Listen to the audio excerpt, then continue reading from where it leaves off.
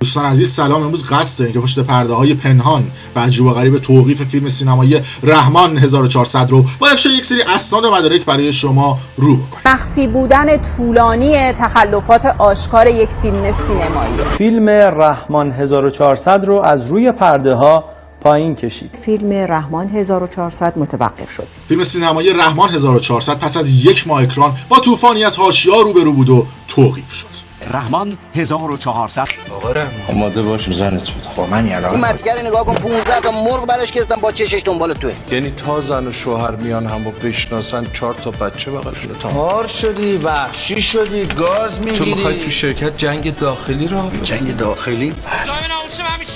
پیداش میکنم پوست از سرش میکنم. به من میگن اشکان جالوس. میدونی که فیلم سینمایی رحمان 1400 تونست رکورد فروش روزانه فیلم‌های سینمایی در سینمای ایران رو با فروش روزانه 1 میلیارد و 350 میلیون تومان در تاریخ 14 فروردین ماه 98 بشکنه. همچنین تونست رکورد فروش فیلم‌های سینمایی ایران رو با اکران یک ماه خودش به مبلغ 22 میلیارد و 248 میلیون تومان برسونه. رحمان 1400 20 میلیاردی شد. MVM پژو 400 برو بالاتر. مازda تیریه.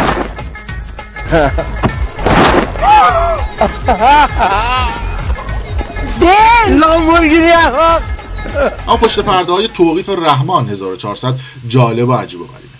مسئولین ارشاد میگن که مسئولین فیلم سینمایی رحمان 1400 یعنی کارگردان فیلم منوچهر هادی و تهیه کننده فیلم علی سرتیپی نسخه خام فیلم رحمان 1400 رو برای دریافت مجوز به ارشاد ارسال کرده بودند. مسئولین ارشاد پس از بازبینی فیلم رحمان 1400 قسمت‌هایی که شوخی جنسی در اون شده بود رو از فیلم سانسور کردند و از مسئولین فیلم رحمان 1400 خواسته بودند که این سانسورها رو اعمال تا مجوز صادر بشه. خدایا شکرت شوهرم سرطان مردونه گرفته داره میمیره. اینجوری حرف نزن این زنای اغوا کرد. مسئولین رحمان 1400 هم قسمت‌ها رو سانسور میکنن و برای ارشاد دوباره ارسال میکنن و مجوز اکران رحمان 1400 ارسال میشه. اگه یه نفر به من تجاوز کنه کی به تجاوز کنه؟ اون میخوره کسی به من تجاوز کنه. از من دارم مثال آقا اصلا یک فرد به یک فرد دیگه تجاوز کنه. این فرد نمیتونه از این فرد شکایت کنه مگر اینکه 2 تا شاهد داشته باشه. 4 تا شاهد. آقا اینو ولش کن. آقا تو اصلا فیلم فروشنده رو زیبا اصلا فیوریت نمه. باریکلا. شهاب حسین توش اسکار گرفت. باریکلا. شهاب حسینی چرا شکایت نکرد؟ تجاوز نشد. نکن چون 2 تا شاهد نداشت. نه بابا این حرفا چی خود اسقر فردی مصاحبه که تو همه مصاحبه‌اش گفتن که معلومه اینو میگه وگرنه بهش امتیاز پخش نمیدادن. اما از اینجا به بعدش جالب تره. فیلم رحمان 1400 در سینماهای کشور بدون سانسور اکران میشه که این برخلاف قوانین سینمایی کشوره.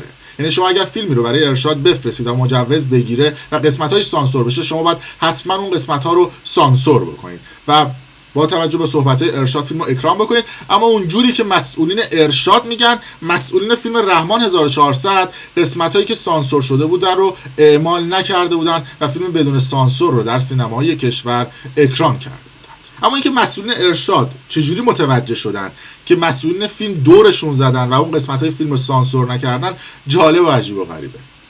شخصی به یکی از سینمای کشور میره و میخواد از فیلم رحمان 1400 کپی غیرقانونی بگیره. به چه صورت؟ دوربین رو در یکی از سینمای کشور کار میذاره و از روی رحمان 1400 در روی پرده سینما فیلم میگیره و نسخه کپی شده و تقلبی اون رو وارد بازار میکنه و دیدید دیگه در داخل ایران دستفروش‌ها استر از این فیلم‌های سینمایی رو میفروشن. مسئولین ارشاد مشکوک میشن که آیا مسئولین فیلم اصلی رو دارن در بازار میفروشن یا یک جریان دیگه پشت پرده است که بخوان جلوی فروش غیرقانونیش رو بگیرن. نسخه از فیلم خریداری میشه و در ارشاد پخش میشه و متوجه میشن در سینماهای کشور داره فیلم بدون سانسور اکران میشه.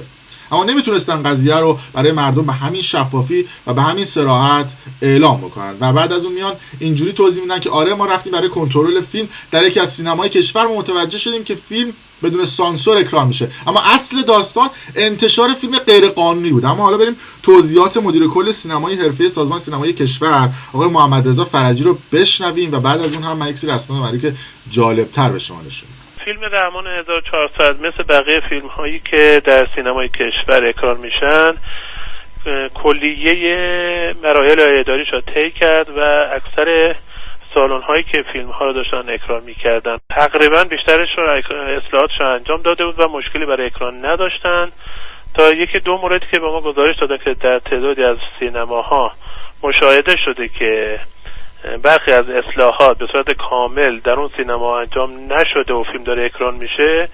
بر این شدیم که بازرسای ما در چند نوبت و در یکی دو مورد از سینماهایی که مد نظر ما بود بازرسا رو فرستادیم، کارشناسا رو فرستادیم، فیلم رو دیدن و این موضوع متوجه شدیم که اصلاحات سازمان سینمایی و شورای پروانه نمایش به درستی انجام نشده و میبایست که از نمایش فیلم طبق ماده 18 آیین‌نامه نظارت بر نمایش فیلم مصوبه 19/5/82 هیئت محترم وزیران که به صراحت این موضوع را اشاره کرده که هر کسی در موقع نمایش فیلم به صورت خودسرانه به حذف یا الحاق یا افزودن صحنه از فیلم بکنه و یا صحنه از فیلم در موقع صدور پروانه نمایش خارج کنه و بعد از اینکه پروانه نمایش بگیره به متن اضافه کنه، به صراحت این موضوع را اشاره کرده که پروانه نمایشش باید لغو بشه و اگه تکرار بکنه پروانه فعالیت این مؤسسه و یا اون شرکت پخش کننده فیلم لغو خواهد شد. لذا بر اساس همین ماده 18 ما مسجل شد برامون و نمایش فیلم رحمان 1400 را تا اطلاع ثانوی از نمایشش جلوگیری کردیم. در راهروی وزارت ارشاد به خاطر توقیف فیلم رحمان 1400 که تمام اصلاحی‌ها انجام شده بود، تمام موارد انجام شده بود و 2 روزه که 7-8 ساعت اینجا ایستادیم تا بتونیم فیلمو رفع توقیف کنیم. خب آقای محمد رضا فرجی میگه که آره ما فیلمو بررسی کرده بودیم و چه این و چنان، اما مسئولین فیلم تخلف کردن و بعد از اون هم ما فیلمو اکران نکردیم.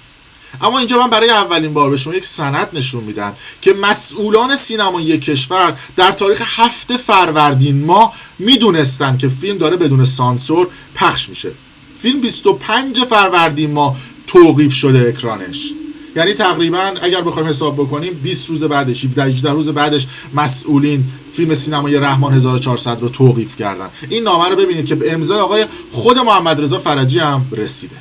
تاریخ هستش 7/1/98 برای جناب آقای سرتیپی تهیه کننده فیلم و مدیر عامل مؤسسه پخش فیلم ایران سبز از طرف آقای محمد رضا فرجی مدیر کل سینمایی حرفه‌ای کشور ارسال شده و گفته شده اونجایی که با خط قرمز زیرش ما کشیدیم، گفته که با توجه به گزارش دریافتی در خصوص انجام تغییرات در مدت زمان قانونی و ذکر شده در پروانه نمایش فیلم سینمایی در رحمان 1400 رعایت نکردید مواد قانونی رو و شما قوانین مختلف رو رعایت نکردید و باید این موضوع تخلف و شما تحت تعقیب قرار میگیرید و پروانه‌تون باطل میشه و چه و چنان میشه که توی این برگه و این سند کاملا مشخصه.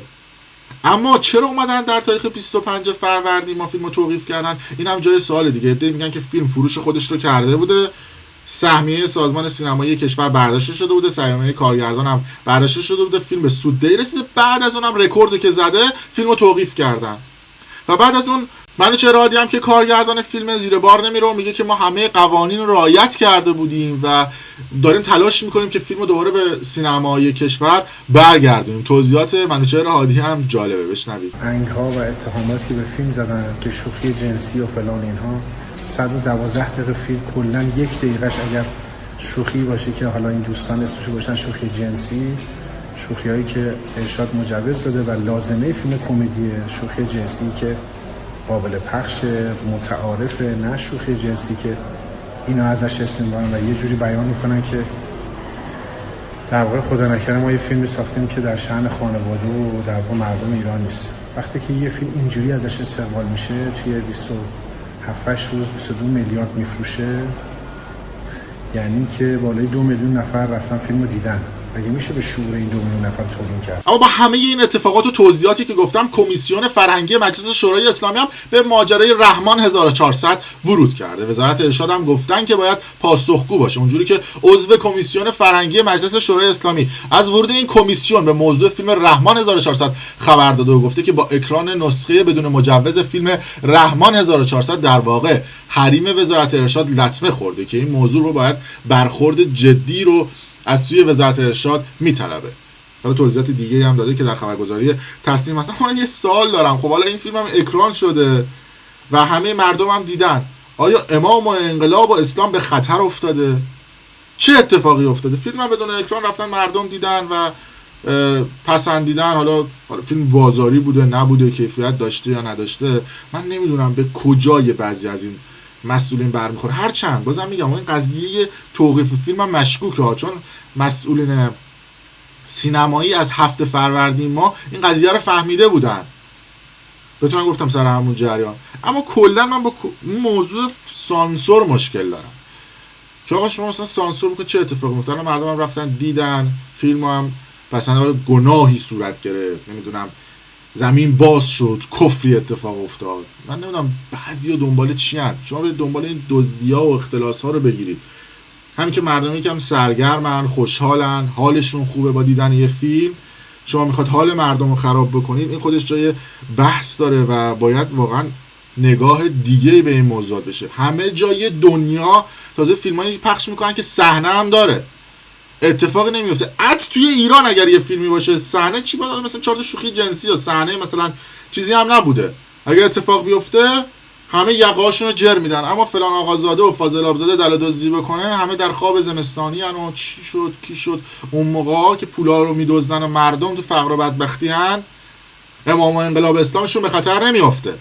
یه فیلم سینمایی که آقا بذارن تو اینترنت دانلود هم همه مردم میتونن بکنن، من نمیدونم به کجای این مسئولین برمیخوره. در هر صورت امیدوارم که مسئولین یک چاره جدیدی بیاندیشن. مرسی که تا این لحظه با ما بودید و این مستند رو دنبال کردید. اگر دوست داشتید کانال یوتیوب برنامه پشت پرده رو سابسکرایب کنید، دنبال بکنید و برای دوستان خودتون به اشتراک بذارید، کامنت هم بذارید و من حتما نظراتتون رو میخونم.